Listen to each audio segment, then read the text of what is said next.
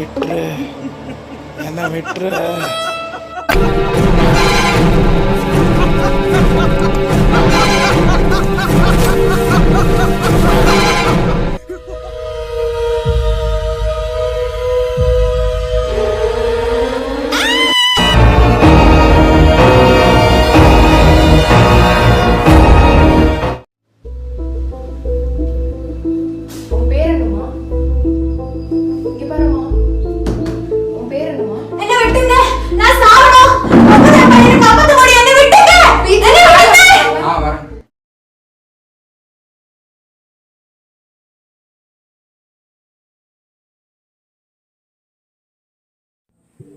உங்க ரெண்டு ஃபிங்கர் டிப்பையும் அப்படியே ஃபோக்கஸ் பண்ணுங்க.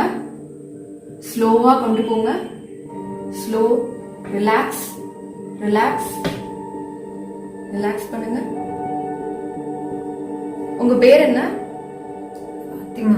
நீங்க என்ன ஒர்க் பண்றீங்க? நான் ஒரு கிரைம் நாவலிஸ்ட். சரி, இப்போ நம்ம அப்படியே பாஸ்ட்டுக்கு போறோம். ரிலாக்ஸ் பண்ணுங்க. ஒரு 1 வீக் முன்னாடி என்ன நடந்துச்சுன்னு உங்களால சொல்ல முடியுமா? அப்படியே விஷுவலைஸ் பண்ணுங்க.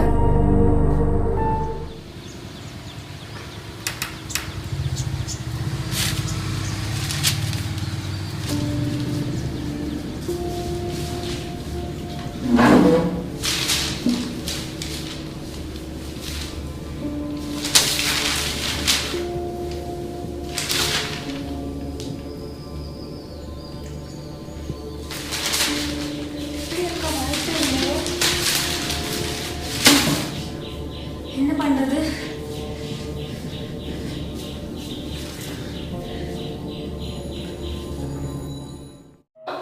ஹலோ, எங்க இருக்கீங்க?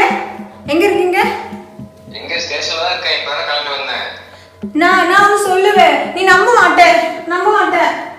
முதல்ல சொல்லு என்னன்னு. அது நான் காலையில நியூஸ் பேப்பர் படிச்சோம். அதுல ஒரு சைக்கோ கில்லரை பத்தி. ஆமா, சைக்கோ கில்லரு சாவ வச்சா அது நியூஸ் போடுவாங்க. டெய்லி வரத்தானே. அது என்ன? அது இல்ல, முதல்ல நான் சொல்றது நீ கேளு. சரி சரி சரி, சொல்லு, என்ன சொல்லு. அதுல ஒரு சீரியல் கில்லரை பத்தி போட்டிருந்தாங்க. அதுல அவ ரைட்டிங்ஸ் எல்லாம் ஐடென்டிட்டி எழுதியிருக்காங்க. ஆனா அது பார்த்தா என் ஓல்டு கிளாஸ்மேட் எழுதுற மாதிரி இருக்கு. எனக்கு ரொம்ப பயமா இருக்கு. ஆனா அவன் ஒரு 5 இயர்ஸ் அவனை காணும், யாருக்குமே தெரியல.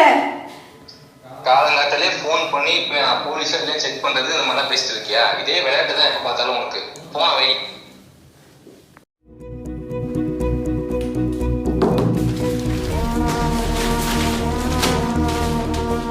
இதெல்லாம் தான் எனக்கு நல்லா தெரியும்.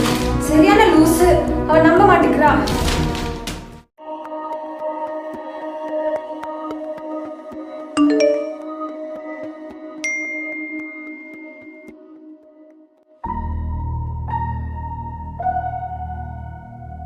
ஹாய், உன் பழைய ஃப்ரெண்டு பேசுறேன். கண்டுபிடிச்சிட்ட போல, அது என்னோட ரைட்டிங்ஸ் தானே. நான் தான் அந்த சீரியல் கில்லர்னு கண்டுபிடிச்சிட்டல. நீ அந்த போலீஸ் நாய்கிட்ட சொல்லி பெரிய தப்பு பண்ணிட்ட. பாவம், தேவையில்லாம இப்ப அவன் உயிர் போயிடுச்சு. அடுத்தது நீதான். என் ஃப்ரெண்டுனால உனக்கு ஒரு வாய்ப்பு தரேன். நீயே சூசைட் பண்ணிக்கோ, இல்லனா உன் பையனையும் கொண்டுருவேன். கீழே உன் புருஷனை கொன்ன வீடியோ சென்ட் பண்ணிருக்கேன், பாரு.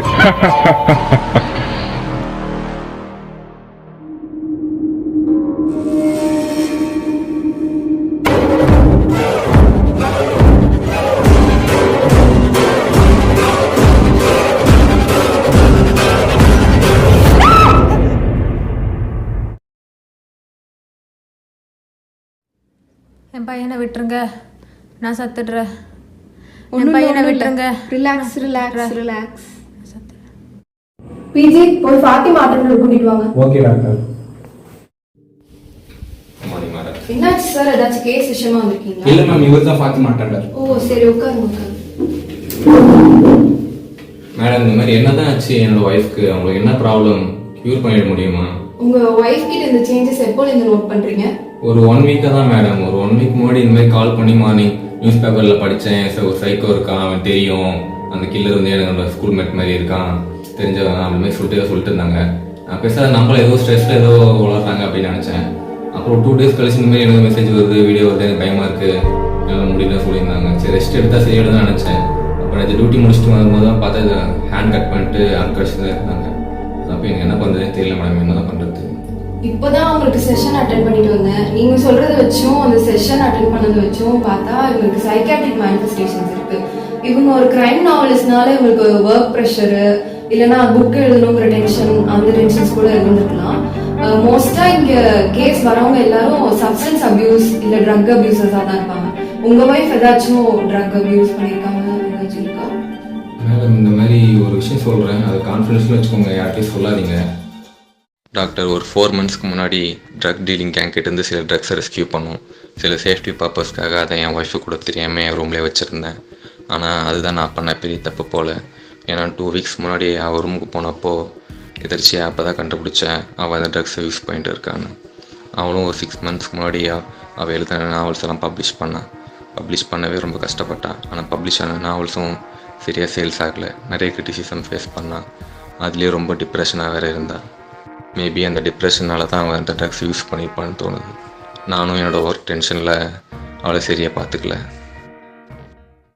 இப்போது இந்த ட்ரக்ஸ்னால தான் இவ்வளோ ப்ராப்ளமா doctor? Drugs like amphetamine, cocaine, heroin எடுக்கிறதுனால என்ன ஆகும்னா பிரெயினில் டோபமைன் லெவல் ரொம்பவே அதிகமாகும். ஸோ டோபமினர்ஜிக் பாத்வே டிஸ்ரெகுலேஷன்னால delusional thoughts, hallucination, negative cognition இது எல்லா சிம்டம்ஸாக மேனிஃபெஸ்டேஷன் ஆகும். உங்களுக்கு புரிகிற மாதிரி சொல்லணும்னா இல்லாத விஷயத்தை இருக்குன்னு ஸ்ட்ராங்காக நம்புறது, அடிக்கடி வாய்ஸ் கேட்கறது, தனியாக பேசுறது, நெகட்டிவ் தாட்ஸ், சூசைடல் தாட்ஸ் இது எல்லாமே இருக்கும். உங்கள் ஒய்ஃப் ஒரு கிரைம் நாவலிஸ்ட்னால மேபி அவங்க எழுதின ஸ்டோரியில் வர கேரக்டர்ஸ் கூட ஹாலுசினேஷனாக வந்துட்டு போகலாம்.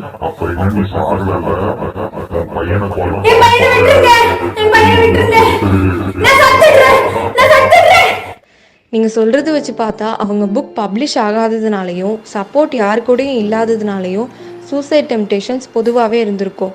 இந்த ட்ரக்ஸ் ஆர் ஆல்கஹால் என்ன பண்ணுன்னா விக்டிம்ஸ்க்கு டிப்ரெஷனை ரொம்பவே ப்ரொவோக் பண்ணி மென்டலி வீக் ஆக்கிடும்.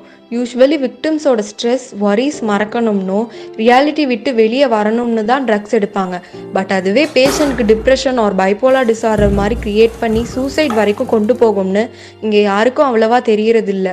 ட்ரக்ஸ் எடுக்கிறதுனால suicidal risk factor 10 to 14 times அதிகமாக இருக்கும்னு ரிசர்ச்சில் சொல்கிறாங்க.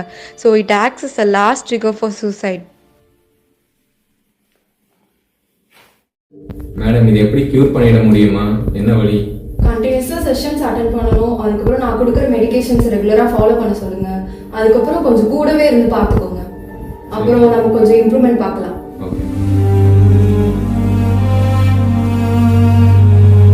Drugs take you to hell disguised as heaven.